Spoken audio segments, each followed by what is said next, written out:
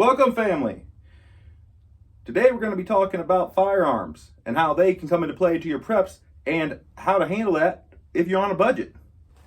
Not everyone's going to have $1,500, $2,000 to spend on a quality rifle. I'm here to help.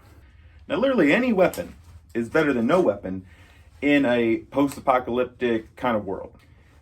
I want you to think about the Old West and how everybody and their brother had a gun on their hip. Okay, that was a much more civilized society than what we're going to see after whatever collapse is coming. And they felt the need, so should you.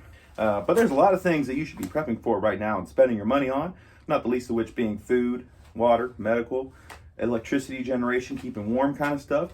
But these are really important, but they're also pretty expensive. So I'm here to help you out, okay? Let's get right into it. All right, so now don't click away when I tell you the brand. This is a Hi-Point model 4595 carbine.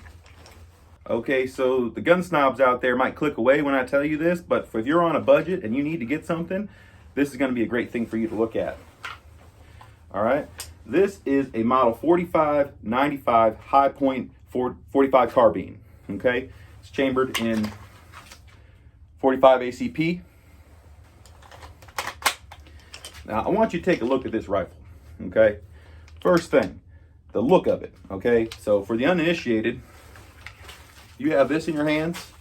It's going to be more intimidating than a lot of other rifles. Okay, just for the uninitiated people. It looks scary. This is the kind of thing they want to ban, even though this is basically just a souped up pistol. Let's look at some of the features of this rifle. Number one, if you're worried about the recoil and the shock, this has a spring in here that will help absorb some of that. So, shove this into your shoulder, and when you shoot, it's going to absorb a lot of that impact, so your body's not absorbing as much of it. Okay, another thing to think about with this is it is chambered in only 45. So there's a lot less powder in these than there is in, say, like an AR or 5.56. Okay, these are going to have less kickback for you. But if you look, that's still a fairly large size round. And it is going to have quite a lot of stopping power. That's why I went with the 45. They also make this in 9mm. They also make this in a 10mm. Okay. Now, if you know anything about weapons, you know that Hi-Point has a terrible reputation. Okay. But that is more for their handguns. Okay. This is a Hi-Point model C9.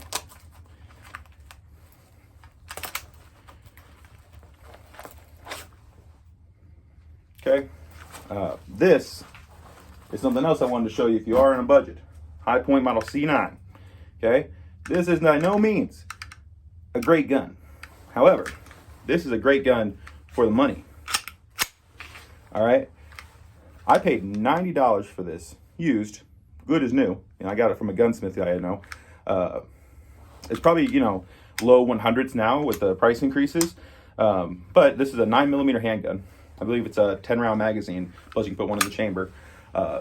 This is going to do everything for you that the $300 gun, the $500 gun is for $90. Okay, so if you're on a budget, you need to put most of your money towards food and other supplies, but you want to have something in this category, this is a great thing to get. This kind of $100 price point, really hard to beat. Now, the Hi-Point handguns do have a bad reputation for a reason, just because they're not as well made as a lot of other guns.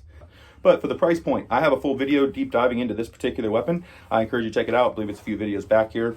Highly recommend if you're just getting started, you just need to get something compact, simple, 9mm, very common round. This is 9mm Luger round. You're going to be able to find a lot of that.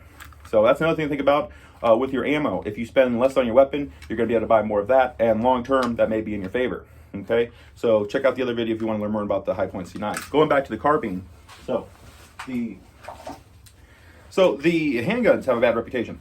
However, Hi-Point, diamond in the rough, is this carbine.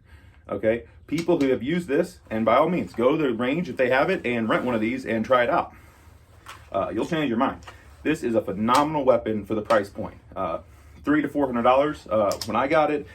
May have gone up slightly by now, but for what you get, it's great. I did invest in the foregrip here. A little bit extra stability. You know what I mean? You can also put, it does have the rails, right? So you can put a lot of other attachments on here, optics, lights, lasers, whatever you want. This is pretty simple at the iron sights because I'm most comfortable with that. Generally find it quicker than scoping in. And it is it is a pistol round, a pistol caliber, so you're not going to do super long range. But for home defense, this is great. For tighter quarters inside buildings, this is great. You don't want to have a huge distance between you and them, but this is just a phenomenal utility rifle for you. Okay, so next thing I want to talk about, if you buy more than one weapon, which I do recommend, I think that having one is not the best. Having one is none, as they say. So what I would recommend is you get a rifle, whether it be this, even something like a 12 gauge shotgun, like a Remington 870, which I will in a future video show you mine. Redundancy is important with prepping. So get something like this. I recommend this exact thing. It's great. It's 45 caliber, like I said, and it's $300-400 for a phenomenal rifle that's really user friendly. But thing with that is, I would recommend that if you don't want to get something like this, I would look into getting a 12 gauge shotgun as your rifle. Okay. Benefit to shotguns is that you can put a slug into them, or you can use birdshot, buckshot, and just a very versatile. So slug is very large. It's basically a 50 caliber round. And what that's going to do is it's just going to obliterate anything it hits. The buckshot and birdshot is going to have a wide area, so your aim doesn't have to be as good. Shotgun is a great way to start.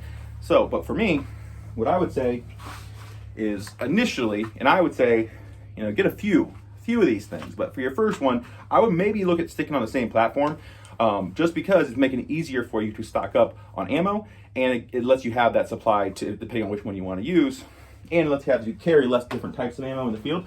So my 45 platform entails this, the Carbine, which would be like my main service rifle kind of thing, and then as a sidearm, this is a 1911. This is a Springfield Armory, which this is made in, I believe, Missouri. Let's say, should be stamped. So this is a 1911 chambered in 45. This is made by Springfield Armory. It is mil-spec. I believe it is made in America. So this should have a 10+1 magazine setup as well. But it's going to be the exact same bullets that go into the carbine. And this is just a solid gun. They've used this since the World War. Very popular gun. It doesn't have the highest capacity. For me, that's fine. I think it has a stopping power. And some people might say get a Glock. Nothing against Glock. You can fit more rounds in it. But I like this. I like the feel. I like the weight. Interesting safety feature on this. If you look here, it has the grip safety. So there's a little paddle. So this won't shoot unless you're holding it properly. Then it will shoot, and it's not cocked right now. But the trigger will. There's a safety right here, essentially. Meaning if you're not holding the gun correctly, it's not going to fire. You have to have that depressed with between your thumb and your finger there. Okay, so it is a fairly safe weapon to carry around.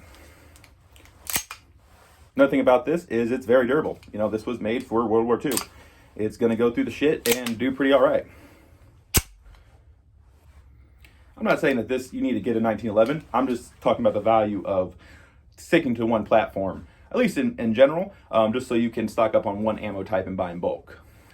This hasn't been really a deep dive into this stuff, just kind of an overview of a couple things I have, a couple things I recommend, and a good place to get started for you if you're interested in this. So if you like this kind of content, if you want to see more of my firearms, more of my thoughts on prepping, make sure you follow this channel. And otherwise, have a great rest of your day and stay safe, friends.